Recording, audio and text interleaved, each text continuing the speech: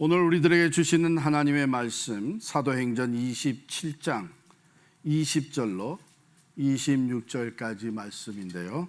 찾으셔서 우리 합독하시겠습니다. 사도행전 27장 20절로 26절까지. 이제 함께 읽습니다. 여러 날 동안 해도 별도 보지 아니하고 큰 풍랑이 그대로 있음에 구원의 여망마저 없어졌더라. 여러 사람이 오래 먹지 못하였음에 바울이 가운데 서서 말하되, 여러분이여 내 말을 듣고 그레데에서 떠나지 아니하여 이 타격과 손상을 면하였더라면 좋을 뻔하였느니라. 내가 너희를 권하노니 이제는 안심하라. 너희 중 아무도 생명에는 아무런 손상이 없겠고 오직 배뿐이리라. 내가 속한 바 곧 내가 섬기는 하나님의 사자가 어젯밤에 내 곁에 서서 말하되, 바울아 두려워하지 말라. 내가 가이사 앞에 서야 하겠고 또 하나님께서 너와 함께 항해하는 자를 다 내게 주셨다 하였으니, 그러므로 여러분이여 안심하라. 나는 내게 말씀하신 그대로 되리라고 하나님을 믿노라. 그런즉 우리가 반드시 한 섬에 걸리리라 하더라. 아멘. 날씨가 좀 많이 쌀쌀해졌죠. 네. 마스크를 쓰고 있는 게 좋다, 그런 느낌 안 드셨어요? 네. 얼굴에 온기가 계속 남아 있어서. 예. 인생은 배를 타고 항해하는 것 같다 하는 표현을 우리가 자주 씁니다. 그렇습니다. 변화가 많죠.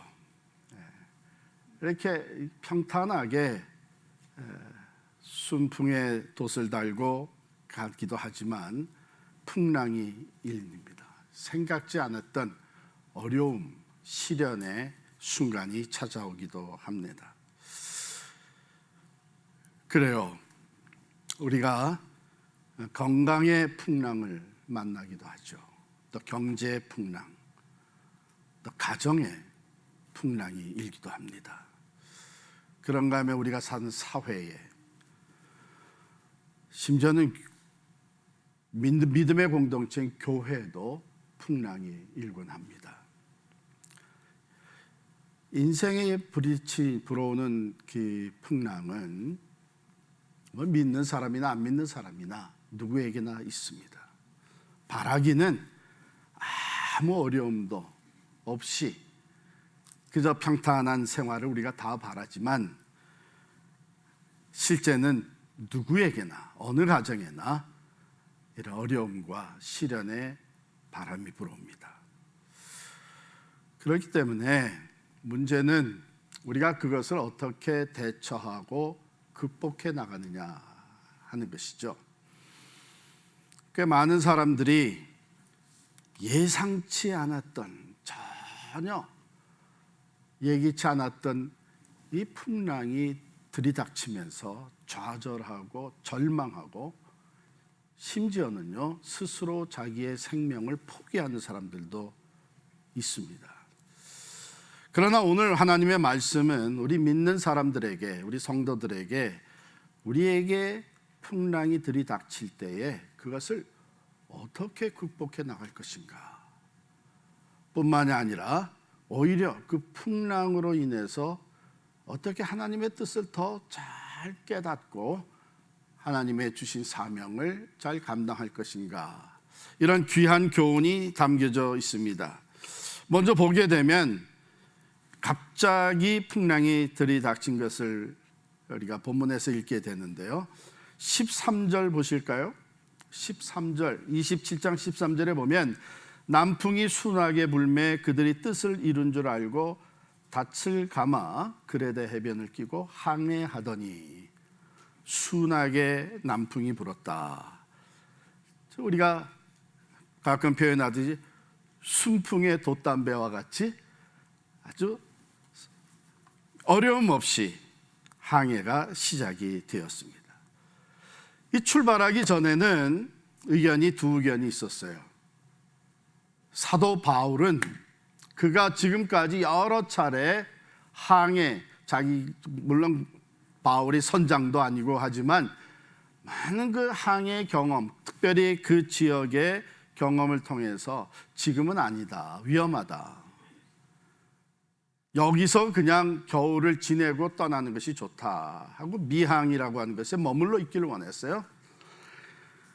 그런데 그 선장과 선주, 그들은 아니다, 여기 미항이라고 하는 것에서는 겨울을 나기가 조금 불편하다, 그러니까 한 60km 정도 떨어진 곳에 베닉스라고 하는 좋은 항구가 있으니까 그곳에 가서 겨울을 보내고 그리고 로마로 가자. 자, 이런 의견이었는데 결국은 백부장이 바울과 또 죄수들을 수송해서 가던 이 백부장이 선장과 선주의 얘기를 그대로 받아들여. 그렇겠죠. 아무래도 선장의 얘기가 더 권위가 있었겠죠. 그래가 출발을 했습니다. 남풍이 순하게 불어줬어요. 우리가 원하던 대로 잘 진행이 되는구나. 어쩌면은 바울이 한 얘기가 오히려 더 마음에 언짢게, 이렇게 잘 갈 걸 괜히 그런 말을 해가지고 걱정을 하면서 떠나게 만들었나. 자, 그런 가운데 전혀 예상치 않았던 일이 발생합니다. 죽음의 북동풍이 불어온 거예요. 14절 보니까 얼마 안 돼요. 이렇게 잘 출발을 해서 편안히 가다가 섬 가운데로부터 유라굴로라는 광풍이 크게 일어났다, 그렇게 되어 있습니다. 섬의 내륙으로부터 불어오기 시작한 겁니다. 아무 경고도 없이 갑자기 광풍이 몰아닥친 것이죠. 여기 그 유라굴로라고 하는 이름을 가만히 보면요, 헬라어로 유로스라고 하는 단어와 또 라틴어로 아킬로라고 하는 단어가 합쳐진 합성어예요. 그 당시의 선원들은 이 광풍을 뭐라고 표현했냐면 이건 북동풍이다, 북동풍. 그래서 죽음의 북동풍이라고 표현했던 것입니다. 허리케인과 같이 아주 강력한 파워로 불어닥치는 것이죠. 그래서 우리 영어 성경에 보면은 northeaster라고 번역한 데도 있고 허리케인이라고 번역한 것도 있습니다.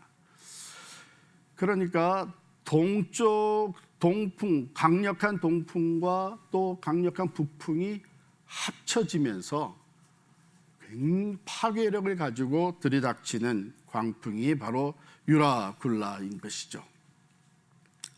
이게 들이닥치니까 경험이 많은 뱃사람들은 그 순간 직감하게 된 것이죠. 야, 이거 잘못하면 죽겠다. 자, 이렇게 잘 나가다가 전혀 예상치 않았던 광풍이 들이닥쳤습니다. 아마 이럴 걸 알았으면 사도 바울의 말을 들어야 됐을 걸 하는 후회감도 있었겠죠. 근데 우리가 살아가는 인생이 그런 것 같아요. 우리의 생각과 판단, 모든 그 논리, 경험 해가지고 이거 하면 된다, 문제없이 잘 나가게 될 것이다 해서 사업을 시작을 하고 가정이 시작이 되고 또 다양한 일들이 참 큰 기대 가운데 시작이 됩니다. 실은 믿는 사람으로서 이것은 하나님이 원하시지 않는 것일 수도 있겠다, 내가 이건 타협하지 않아야 되는 것 같은데, 그러나 현실이 그러니까 이런 마음을 가지고 시작을 했는데 아니나 다를까 잘 나가는 거야. 시작이 좋아요. 역시 내 판단이 맞았어. 하나님의 말씀이 있기는 하지만 역시 현실적으로 볼 때는 내 결정이 맞았어, 이렇게 하고 나가다가 그런지 예상치 못했던 어려움과 시련을 당할 때가 있습니다. 기도도 하지 아니하고 하나님의 말씀이 생각났음에도 그것을 무시하고 그냥 진행했던 것을 후회하는 이런 일들도 생기는 것이죠. 바로 이 바울을 태운 이 배는 276명이 탄 배입니다. 그러니까 제법 큰 배예요. 그리고 거기에는 많은 그 양식들, 곡식들, 그리고 각 지방에서, 그러니까 로마의 식민지인 각 지방에서 나오는 특산물들 같은 것들이 많이 실려 있어서 이것을 로마로 운송해 가는 그런 배입니다. 거기에 죄수들도 더불어서, 특별히 바울은 예루살렘에서 붙잡혀서 거기서 재판을 시작을 하려고 했는데, 바울이 나는 로마 시민권을 가진 사람이니까 나는 가이사의 법정에 가서 로마의 황제 가이사의 법정에서 재판을 받겠다 해서 그것을 무시할 수 없기 때문에 이제 로마로 가게 된 것이죠. 그런데 유라굴라가 들이닥치면서 이런 일들이 벌어졌어요. 18절 보실까요? 우리가 풍랑으로 심히 애쓰다가 이튿날 사공들이 짐을 바다에 풀어버리고, 이 짐이 어떤 짐들이에요? 이거 다 돈 되는 짐들입니다. 값이 나가는 것들입니다. 이거 로마까지 가지고 가면 상당한 돈을 벌어들일 수 있는 그런 짐들입니다. 그런데 다 풀어서 버리게 됐습니다. 왜? 이게 죽음의 위기에 봉착하게 되면 우리가 세상에서 가치 있다고 생각했던 것들이 사실 더 이상 의미가 없는 거죠. 다 버렸어요. 그 다음에 19절 보게 되면 사흘째 되는 날에, 하루가 더 지났어요. 이제는 배의 기구를 그들의 손으로 내버린다. 누가 버리라고 해서가 아니라 살기 위해서 자기 자신들이, 선원들이, 뱃사람들이 배에 없어서는 안 되는 기구들을 다 버리게 된 거예요. 지금 당장이 급해진 거죠. 나중에는, 이제는 그건 더 이상 별 의미가 없어요. 지금 살고 봐야 되는 상황 속에서 배의 기구를 스스로 다 내버립니다. 그리고 한 절 더 내려가면 20절에 이런 말씀이 나와요. 여러 날 동안 해도 별도 보이지 아니하고 큰 풍랑이 그대로 있음에 구원의 여망마저 없어졌더라. 며칠 동안 전혀 빛을 보지 못하는 가운데 구원의 여망, 혹이라도 이렇게 되면 살 수 있지 않을까 하는 그 소망의 여지, 남은 것이 하나도 없는 거예요. 완전히 절망적인 상황에 놓이게 된 거예요. 왜? 이 광풍의 위세는 좀처럼 줄어들지가 않은 것이죠. 이 시련의 바람은 계속해서 불어오고 있었습니다.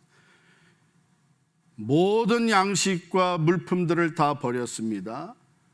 배에 꼭 필요한 기구들마저 다 버렸습니다.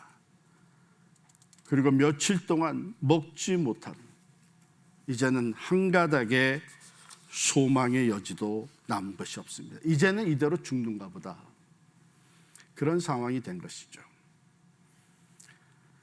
자신들이 그토록 지키려고 했던, 잘 지켜서 겨울을 나고 로마까지 가지고 가려고 했던 물건들이 이제 바닷속에 다 잠겨버렸습니다. 배에 필수적으로 있어야만 하는 기구까지도 다 내버렸습니다. 혹이라도 이렇게 되면 살 수 있지 않을까 했던 생각도 이제는 다 절망의 어둠 속으로 파묻히고 말았습니다. 죽음의 유라굴라는 조금 더 잦아들질 않았기 때문이죠. 자, 이러한 상황에서 희망의 음성이 들려왔습니다. 21절 보면, 여러분이요, 바울이 가운데 서서 말하되, 여러분이요, 내 말을 듣고 글에 대해서 떠나지 아니하여 이 타격과 손상을 면하였더라면 좋을 뻔하였느니라. 그러나 이제는 다 늦었습니다. 이제는 우리 다 죽고 맙니다. 그 얘기를 하려고 일어선 것은 아니에요. 22절에 보면 이제는 안심하십시오. 이제는 안심하라. 너희 중 아무도 생명에는 아무런 손상이 없겠고 오직 배뿐이리라. 배는 다 파괴되고 잃어버리게 될지언정 생명은 다 구원을 얻게 될 것입니다. 이 바울의 음성이 들려왔습니다. 그 칠흑 같은 어둠 속에 죽음의 두려움에 완전히 휩싸여 있던 사람들의 귀에 이게 농담일지언정 참 그래도 희망을 갖게 만드는 얘기가 되었던 것이죠. 그러나 여러분, 이게 바울이 그저 사람들을 위로하겠다고 이런 때에 긍정적인 사고를 가져야 됩니다. 아무리 절망 가운데 있어도 우리가 이 마음에 이 희망을 다 잃어버리면 결국은 죽고 마는 것입니다. 그러니 억지로라도 희망을 가집시다. 이런 어떤 positive thinking을 얘기하는 것은 아니에요. 바울이 이렇게 얘기할 수 있었던 것은 자기가 목소리를 내서 희망의 메시지를 전하기 전에 자기에게 먼저 들려온 음성이 있었습니다. 22절에 보면 바울이 이렇게 얘기합니다. 내가 속한 바 곧 내가 섬기는 하나님의 사자가 어젯밤에 내 곁에 서서 말하되. 바울이 입을 열기 전에 바울에게 먼저 들려온 희망의 메시지가 있었던 거예요. 복음을, 굿뉴스를 전하기 전에 내 삶 속에 주어진 굿뉴스가, 복음이 있다고 하는 것이죠. 만들어낸 얘기가 전혀 아니고 내게 들려왔던 분명한 하나님의 음성이 있었기 때문에 그것을 담대하게 선포할 수 있었던 것입니다. 그게 뭡니까? 바울아, 두려워하지 말라. 네가 가이사 앞에 서야 하겠고 또 하나님께서 너와 함께 항해하는 자를 다 내게 주셨다 하였으니.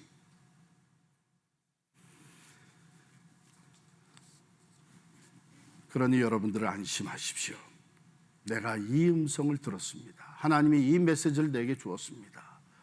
안심하십시오. 여러분들 중에 아무도 생명에는 손상이 없고 오직 배만 잃어버리게 될 겁니다. 여기 안심하라고 하는 말, 그 헬라 단어가 본래는 더 이 기뻐하라라는 뜻을 담고 있어요. 그러니까 잘못 얘기하면 미쳤다는 얘기 듣기 딱 맞은 상황이에요. 이게 지금 다 죽어갈 판인데 뭐 기뻐하라고. 안심하게, 어떻게 안심할 수 있느냐. 그런데 여러분, 하나님께서 우리 세상에 선포하게 하시는 복음은 죄와 허물로 죽은 영혼들에게 선포하게 하시는 것입니다. 전혀 소망이 없어 보이는 사람들에게 소망이 선포되어지고 이미 죽은 영혼들에게 생명의 복음이 선포되어지는 것, 이것이 하나님이 오늘도 우리들을 통해서 하시는 놀라운 구원의 역사인 줄을 믿습니다. 자, 그러면 우리의 관심은요, 도대체 이런 상황 속에서 어떻게 바울은 이런 굿뉴스를 선포할 수 있었을까? 어떻게 이렇게 담대하게 확신을 가지고 이 사람들에게 이런 복음, 생명이 구원받게 된다고 하는 확실한 메시지를 선포할 수 있었을까?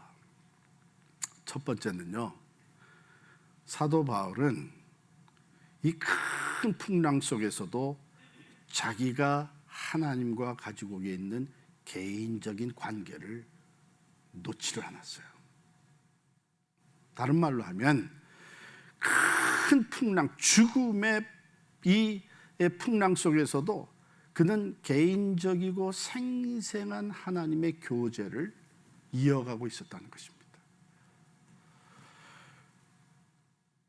그 광풍, 그 파도, 두려워서 또 어쩔 줄 모르는 사람들, 그 상황을 보게 되면 어디서 그런 메시지가 나올 수 있겠습니까? 그런데 바울은 그 풍랑 속에서 깊은 어두움과 두려움의 상황 속에서도 그는 하나님과의 교제가 계속 이어지고 있었다는 것입니다. 하나님께 기도하며, 바울이라고 마음이 편해서 잠을 잤겠어요? 그러나 바울은 잠 못 이루는 이 밤, 두려움의 밤에 그는 하나님을 향하고 있었다는 것이죠. 여러분, 기도는 생명줄입니다.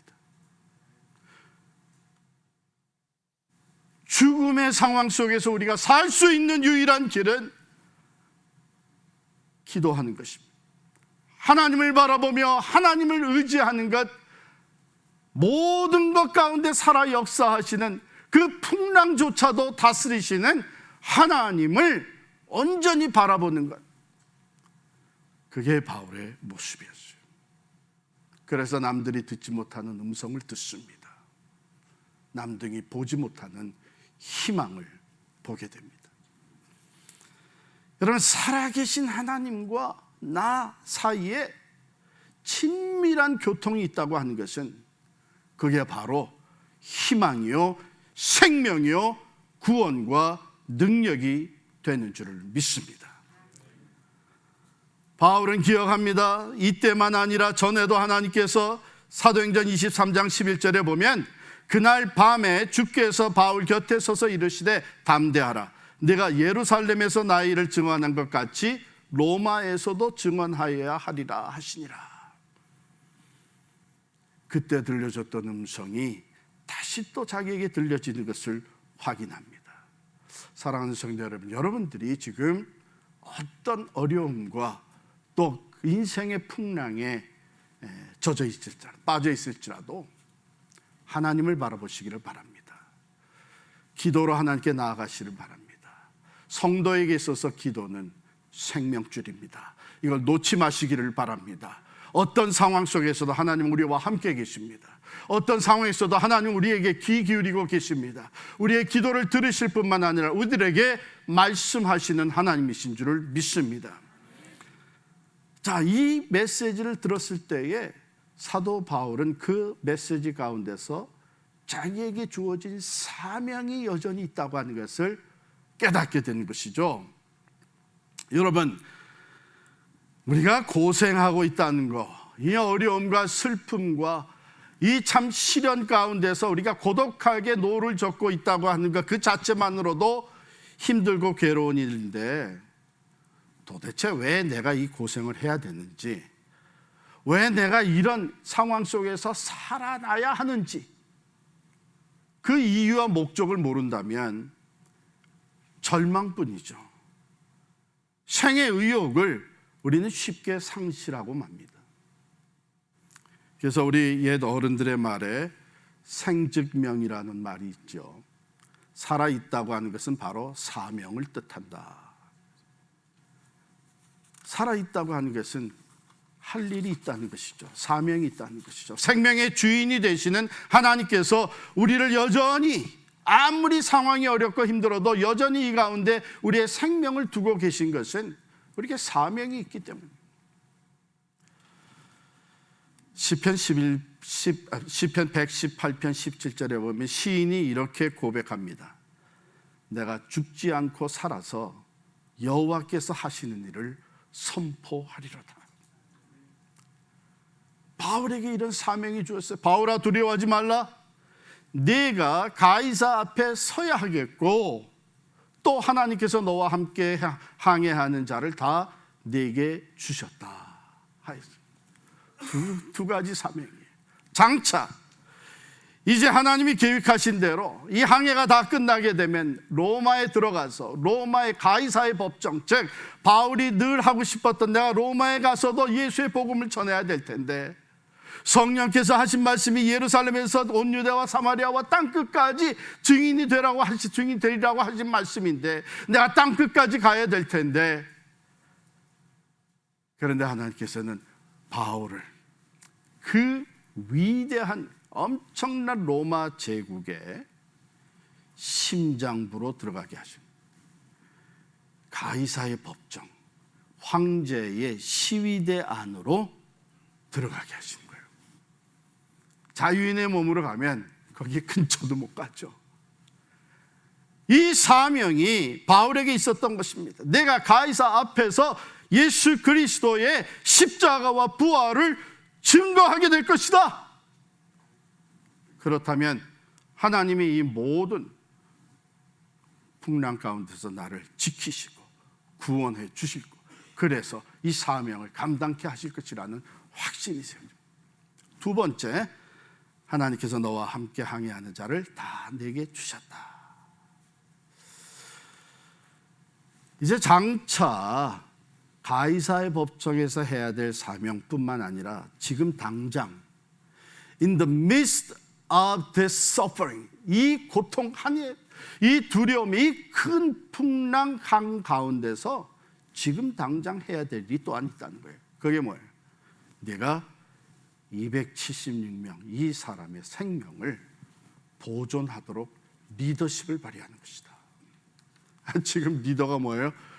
죄인의 몸으로 끌려가는데 하나님께서는 그 풍랑 가운데서 바울을 리더로 세우십니다. 이제 모든 사람이 바울의 말을 들어야만 하는 그런 상황이에요. 왜? 바울이 희망의 메시지를 전했습니다. 살 길을 제시를 했습니다. 사랑하는 성도 여러분, 여러분과 제가 지금 어렵고 힘든 상황을 지나가더라도 하나님이 우리의 생명을 여전히 이 땅에 두신 것은 하나님이 우리를 통해서 하시고자 하시는 목적이 있기 때문인지를 믿으시기를 바랍니다. 아멘. 이 사명을 우리가 간직할 때에 우리는 풍랑이 일어도 담대할 수 있습니다. 절망하지 아니하고 소망 가운데로 나갈 수 있는 것입니다. 근데 더 중요한 것은요, 그 다음에 바울이 25절에 본 그러므로 여러분이여 안심하라. 나는 내게 말씀하신 그대로 되리라고 하나님을 믿어라. 말씀을 아는 사람은 많아요. 성경 말씀의 지식을 가진 사람은 많아요. 두려워 말라, 내가 너와 함께함이니라. 예수님 말씀하시기를 내가 볼지어다 내가 세상 끝날 때도 너희와 항상 있을 것이다. 너희는 먼저 그 나라와 그 일을 구하라. 그리하면 이 모든 것을, 여러분 다 아시는 말씀이에요. 근데 문제는 내가 그 말씀을 신뢰하느냐는 거예요. 그 말씀을 믿느냐 하는 거예요. 얼마나 많은 사람들이 말씀을 그냥 지식으로만 가지고 있지, 삶의 두려운 상황, 위기 상황, 위기가 부딪혀 오게 되면은 이 말씀을 알면서도 말씀대로 하나님을 의지하지를 못하는 거예요. 그러나 바울은 분명히 선포합니다. 나는 내게 말씀하신 그대로 되리라고 하나님을 믿노라. 무슨 말이에요? 말씀하신 하나님이 신실하신 하나님이라는 것이죠. 말씀대로 이루시는, 말씀하신 하나님이 전능자라고 하는 것이죠. 이런 상황 속에서도 하나님은 이 모든 것을 극복하고 구원 베푸시는 전능 능력의 하나님이라는 것이죠. 여러분 이거 믿습니까? 아멘. 우리가 어떤 상황에 놓여 있어도 우리가 하나님의 말씀을 붙잡고 나갈 때 하나님은 그 말씀대로 이루시고, 우리가 하나님을 온전히 신뢰할 때 하나님은 신실하실 뿐만 아니라 전능하신 분으로서 그 말씀대로 이루실 줄을 믿습니다. 이게 바울의 그 큰 풍랑 가운데 들려오는 음성을 듣고 선포했던 믿음의 고백이었어요. 그런즉 우리가 반드시 한 섬에 걸리리라. 어떻게 됐어요? 배에 있던 짐 다 바닷속에 던졌습니다. 기구 다 내던졌습니다. 나중에 이제 배가 부서지기 시작을 합니다. 그런데 말씀한 대로 276명은 한 사람도 죽지 아니하고 멜리데 섬에 들어가게 된 거예요. 구원을 받게 됐습니다. 그렇습니다. 우리 주님 말씀하시기를 요한복음 16장 33절에 세상에서는 너희가 환난을 당하나 담대하라. 내가 세상을 이기었노라. 환난은 우리에게도 있습니다. 풍랑은 우리에게도 믿는 사람들에게도 부딪혀 옵니다. 그러나 죽음의 권세, 세상을 이미 이기신 주님께서 우리에게 약속하신 말씀, 볼지어다 내가 세상 끝날까지 너희와 항상 함께 있으리라. 할렐루야. 이 말씀을 온전히 붙잡고 나아갈 때에 믿음으로 승리하게 될 줄을 믿습니다. 여러분 지금 어떤 풍랑을 만났습니까?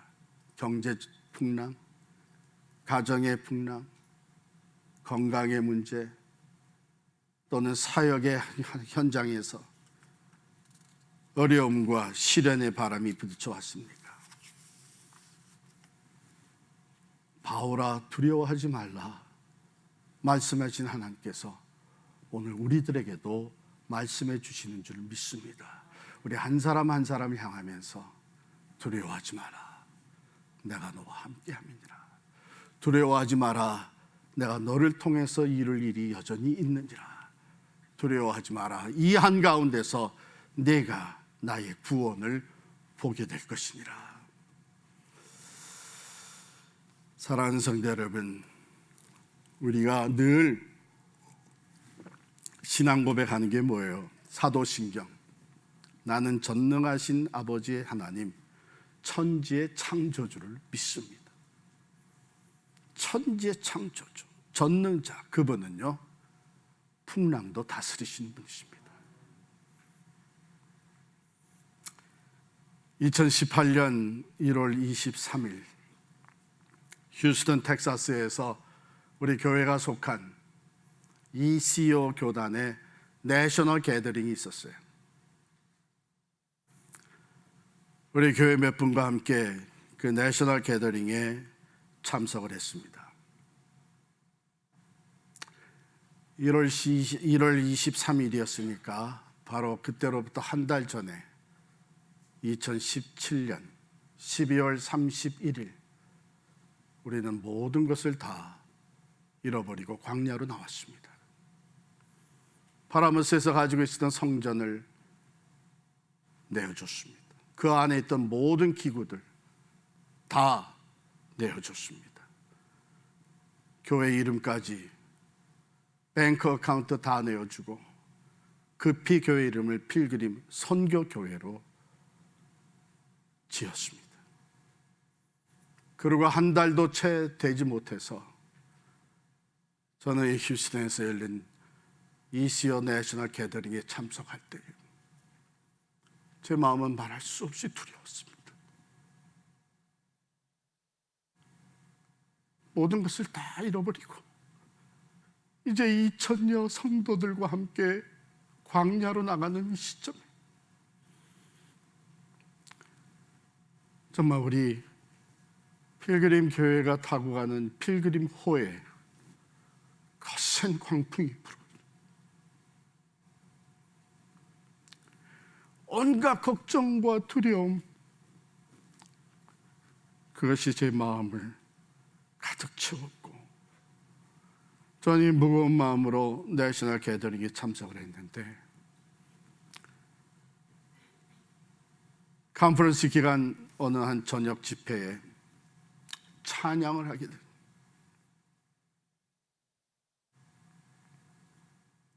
그 찬양을 통해서 하나님이 말할 수 없는 위로와 소망과 확신을 주셨는데 한 성인 2,000명 정도가 함께 모여 하는 컨퍼런스였어요. 저는 뒷자리에 테이블에 앉아가지고 일어나서 전부가 다 찬양을 할 때에 일어나서 찬양을 하지만 제 주변에는 전부 키가 장대같이 큰 우리 미국 형제들이 있어요. 거기서 그 가운데서 손을 들고 찬송을 하는 눈물이 막 흐르는 거예요.